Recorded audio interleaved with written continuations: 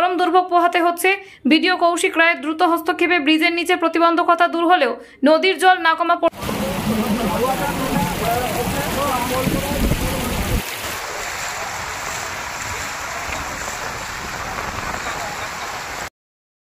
গত 24 ঘন্টার অবিরাম বর্ষণে কেশপুরের তমাল নদীর জলস্তর বিপদসীমা অতিক্রম করেছে বৃহস্পতিবার। এর ফলে আনন্দপুর ও সাহসপুরের মধ্যে সংযোগকারী গুরুত্বপূর্ণ সেতুর উপর দিয়ে জল বইতে শুরু করায় দুই অঞ্চলের মধ্যে সড়ক যোগাযোগ সম্পূর্ণ বিচ্ছিন্ন হয়ে পড়েছে বেলা 12টার পরে।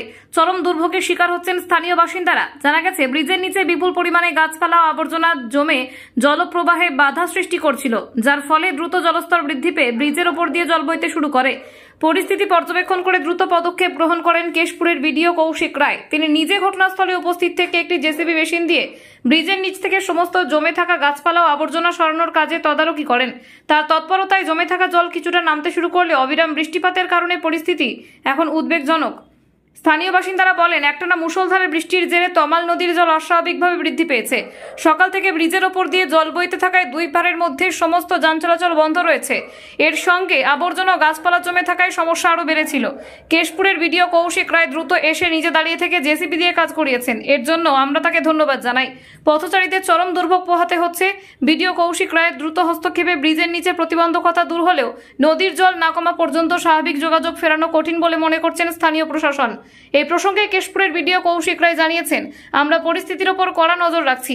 ব্রিজের নিচের আবর্জনা সরানোর কাজ দ্রুত সম্পন্ন করা হয়েছে, তবে বৃষ্টি না কমা পর্যন্ত জলস্তর কমার সম্ভাবনা কম। আমরা স্থানীয় বাসিন্দাদের সতর্ক থাকতে এবং অপ্রয়োজনে বাইরে না বেরোনোর জন্য অনুরোধ করছি। পরিস্থিতি স্বাভাবিক করার জন্য সব রকম ব্যবস্থা নেওয়া হচ্ছে। পরিস্থিতি স্বাভাবিক না হওয়া পর্যন্ত সকলকে সতর্ক থাকতে বলা হয়েছে এবং স্থানীয় প্রশাসন নিবিড়ভাবে পরিস্থিতির উপর নজর রাখছে।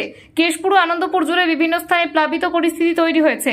কেশপুর ব্লকের জয়েন্ট বিডিও সৌমিক সিংহ জানিয়েছেন, কানাশুলের সেতুর জন্য বিডিও সাহেব নিজে গিয়ে পরিস্থিতি স্বাভাবিক করার চেষ্টা করছেন, তবে তৎপরতা আরও নানা স্থানে রয়েছে।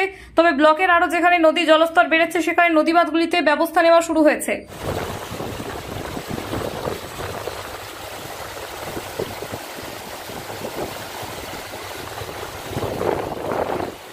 এখানে যে ওটার উপরে ব্রিজের উপরে যে অনেক আবর্জনা ময়লা গাছগাছড়াগুলো আটকে ছিল সেগুলো একদম জেসিবি দিয়ে পরিষ্কার করেছে। এটা এই খবর শোনা মাত্র যে ভিডিও অতি সত্বর এত তাড়াতাড়ি এসে পরিষ্কার করেছেন, এর জন্য ভিডিওকে অসংখ্য ধন্যবাদ। কারণ এই ব্রিজ আনন্দপুর তথা গোটা সংলগ্ন এলাকা সাতপুর শামচাঁদপুর অনেক মানে এলাকাকে মানে অনেক এলাকার মানুষ এটাতে যাতায়াত করে, অনেক মানুষের এটাতে অনেক উপকৃত হয়েছে। ভিডিও এই বৃষ্টি হয় তাইলে তো কি করবে? আবার হবে, মানুষদের অনেক ক্ষতি হচ্ছে। এই যে রাস্তায় সবাই আটকে গেছে, রাস্তাটা ব্লক হয়ে গেছে, এই জন্য ভালো একটা স্টেপ নেওয়া দরকার, নৌকা টোকা দেওয়া দরকার। মানে এখন মানে এখানেকার কতজন মানুষ এপার সেপার হয় মানে এলাকার? হ্যাঁ, মোটামুটি অনেকই হয়, বাস এদিকে যাতায়াত করে। তারপর ওখানে কানাসোল, চলিরিয়া, সাউথপুর সব আনন্দপুরেই আছে, অনেকেই আছে। ঠিক আছে, তো যাতায়াতের খুব প্রবলেম হয়। এটা কখন থেকে হয়েছে এরকম প্রবলেমটা? কখন থেকে হয়েছে মানে এই যে বৃষ্টিটা বাড়ছে, জলটা কখন থেকে? এই জলটা সম্ভবত আজ সকাল থেকে, মানে সকাল থেকে গাড়ি যাতায়াত বন্ধ। মানে এত এলাকার মানুষেরা আনন্দপুরকে আসতে পারবে না। কি হবে এখন? আপনার নাম কি? বলছি এখন তো এলাকার মানুষেরা পারাপার হচ্ছে না, কি করছেন? পারাপার হচ্ছে না এখন তো দেখতে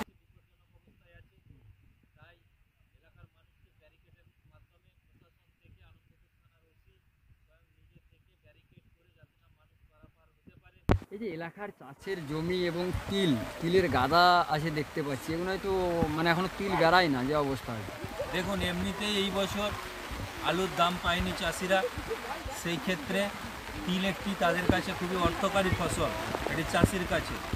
কিন্তু যে এই অকাল বর্ষণের ফলে সমস্ত তিলই প্রায় নষ্ট। জলে তো এমনিতেই রোদ না হলে তিল বেরোয় না, তিল তো আর বের করানোর জন্য কোনো মানে যন্ত্রপাতির দরকার হয় না, কিন্তু কেবলমাত্র রোদের প্রকৃতির উপর নির্ভর হয়। তাই আলুর পরে এটা একটা বিরাট অর্থকারী ফসল, এটাও চাষিদের পক্ষে মাঠ। আগামী দিনে চাষিরা কীভাবে দিন যাপন করবে সেটাও একটা দুশ্চিন্তার ব্যাপার।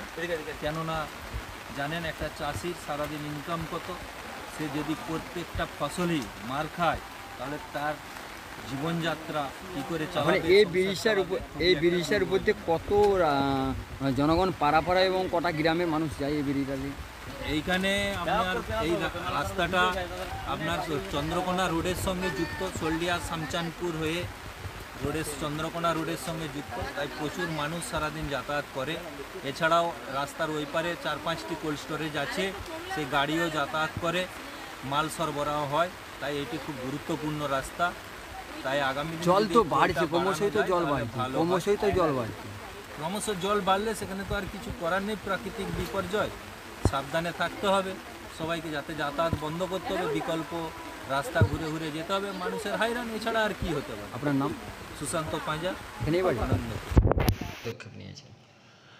আজকে সকালবেলায় প্রবল বৃষ্টির ফলে আনন্দপুরের এবং জগন্নাথপুরের গ্রাম পঞ্চায়েতের খানাসোল ব্রিজের উপর দিয়ে জল পাস করছিল এবং জল প্রবাহিত হওয়ার ফলে সেখানে একটি সকালবেলার দিকে তাল গাছের গুঁড়ি আটকায়, যার ফলে এমনি বৃষ্টি ক্ষতিগ্রস্ত, তাতে আরও ক্ষতিগ্রস্ত হওয়ার দিকে পৌঁছে গেছিল। ব্লক প্রশাসন কর্তৃপক্ষ থেকে একটি কর্মসূচি চালিয়ে সেই জায়গায় তাল গাছের গুঁড়িটিকে সরানো হয়। বর্তমান যা খবর আছে, ব্রিজের ওপর দিয়ে জল প্রবাহিত হচ্ছে। বিডিও সাহেব নিজে স্পটে গেছিলেন লোকজন নিয়ে, এবং যতদূর সম্ভব আমরা জলটাকে আটকানো, মানে জল থেকে যাতে দুর্ভোগ যাতে সৃষ্টি না হয় তার ব্যবস্থা করছি। বিষয়টি হলো ব্রিজের যা হাইট এবং নদীর যা হাইট, তার চেয়ে নদীর উচ্চতা ব্রিজের উচ্চতার চেয়ে বেশি হওয়ার জন্য এখন কিছুক্ষণের জন্য জল প্রবাহিত হবে। এবং এর পাশাপাশি যে সমস্ত শস্যের ক্ষয়ক্ষতি হচ্ছে, বিশেষ করে তিল বীজ এবং আর অন্যান্য শস্যের, তার প্রত্যেকটিরই পুঙ্খানুপুঙ্খ পর্যবেক্ষণ রাখা হচ্ছে এবং তার একটা সব কিছুর একটা হিসাবপত্র করে আমাদের আজকালের মধ্যেই একটা তালিকা বার করা হবে। আপনাদের একাধিক তো মানে নদী বাঁধ আছে এবং